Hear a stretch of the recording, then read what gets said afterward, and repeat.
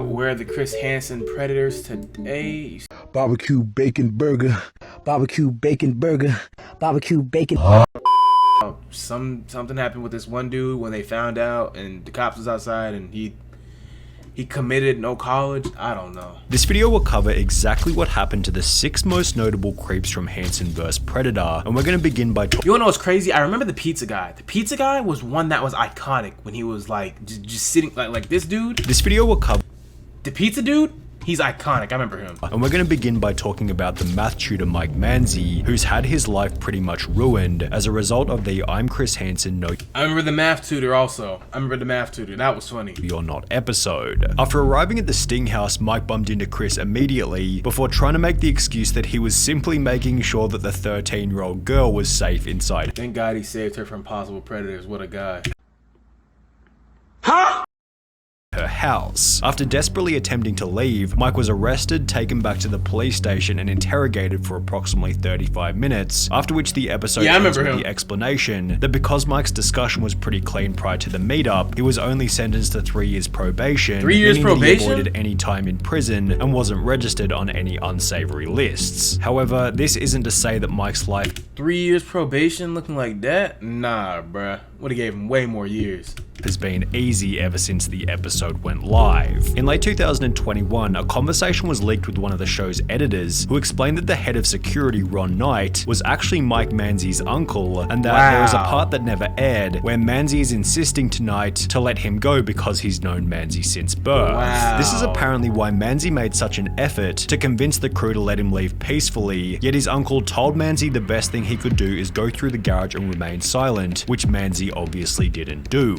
As a result of the episode, Mike now hates his uncle, which has more than likely led to the decline of Manzi's other family relationships. However, the most interesting thing revealed in the message exchange was that Manzi was an avid watcher of TCAP back in the day, which explains why he recognized Chris Hansen immediately. Mike has since been found on a felony dating site, as well as on that profile picture is insane.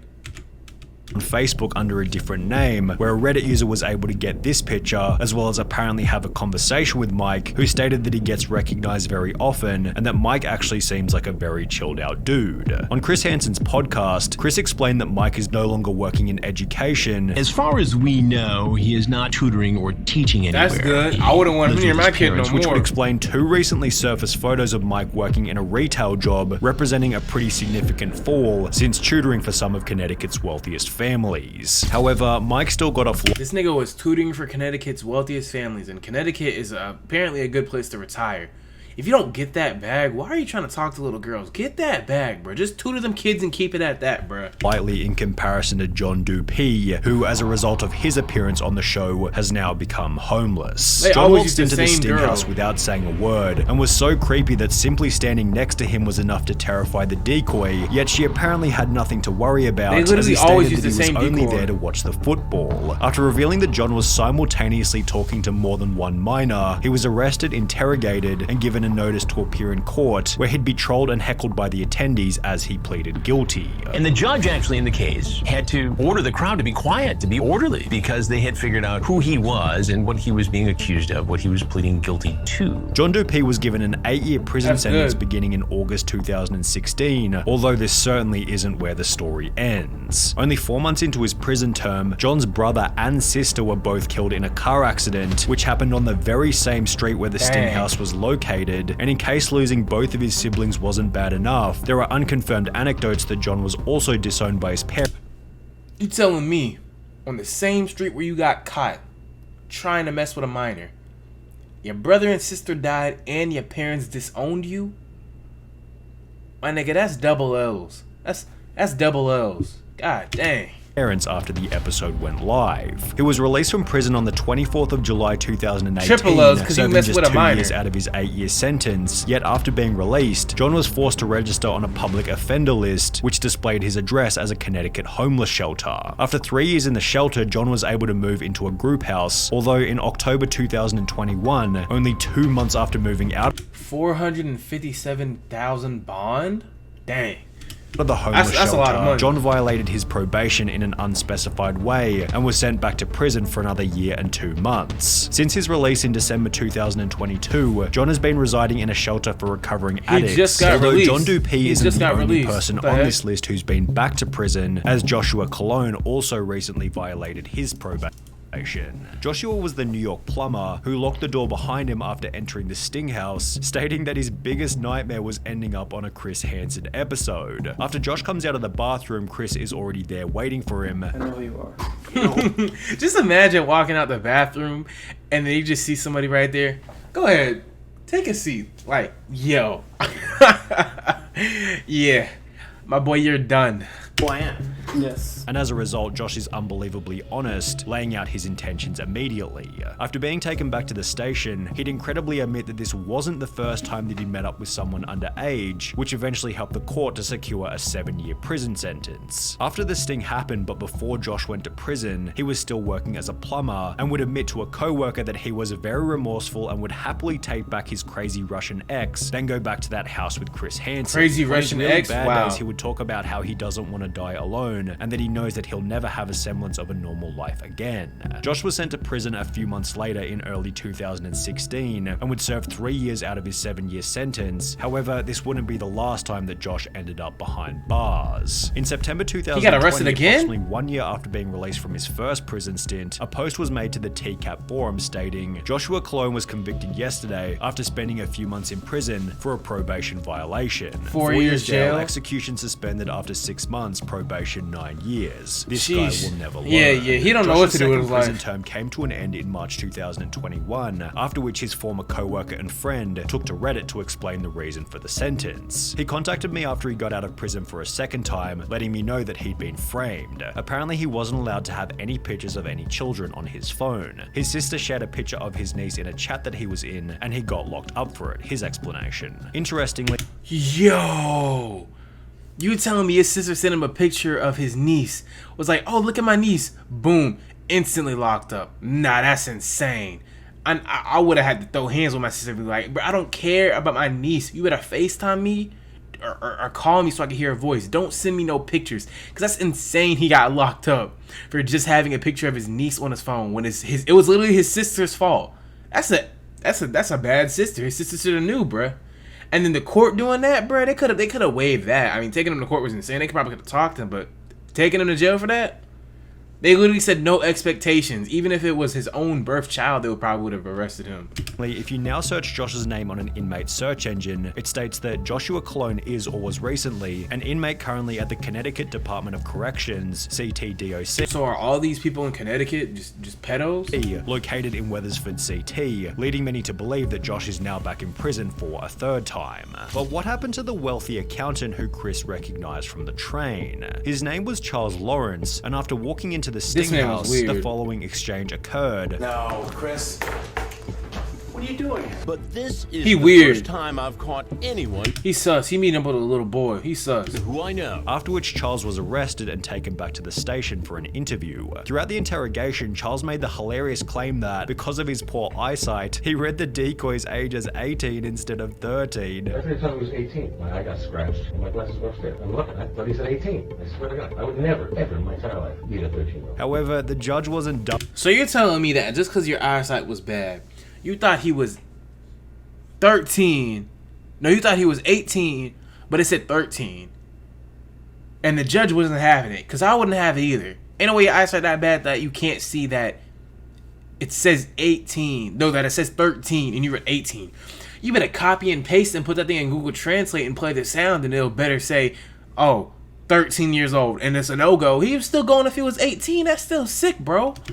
Dumb enough to buy this excuse, who sentenced Lawrence to 2 years in prison, which he'd served between June 2016 and June 2018. Whilst in prison, the Association of International Certified Professional Accountants, under which Lawrence was employed, confirmed that Mr. Lawrence's AICPA membership was terminated effective May 25th, is AICPA? 2017 because of a final judgment of conviction for a crime punishable by imprisonment for more than 1 year. Chris also mentioned that Charles had a second job as a commercial real estate agent, and after After finding Charles's LinkedIn, it states that he's the president of a company called Lawrence Real Estate Enterprises Inc., which is still active today and lists Charles as the company's CEO. However, Chris did mention on his podcast that Charles had some issues with keeping his license. I'm not clear as to whether or not he's still involved in commercial real estate. There was an issue with his license after his conviction, after he pleaded guilty. Although even if he was able to, it's He still unlikely has that his Charles would license? get much Wow. work these days given his reputation. Yeah, facts. In May Your business going 2021, under. a post was made to Reddit explaining that they saw Charles Lawrence living in an over 55s complex, which has been confirmed as true after looking up the address listed on his public offender registry. This page also shows the most recent photo of him taken in mid-2018, exhausting all of the information that we have on Charles Lawrence. However, we've got plenty of dirt military on the now vet. infamous Stephen Buchanan, The military vet is who insane. gained notoriety for showing up to the Sting house with duct tape, a camera, and various weapons in his car. This was extra terrifying as after arriving at the house, he refused to enter and rather tried to coax the decoy into getting into his vehicle. Do you want to come in? You want to go? Can you just like come in and we can chat for a little bit? What do you want to do?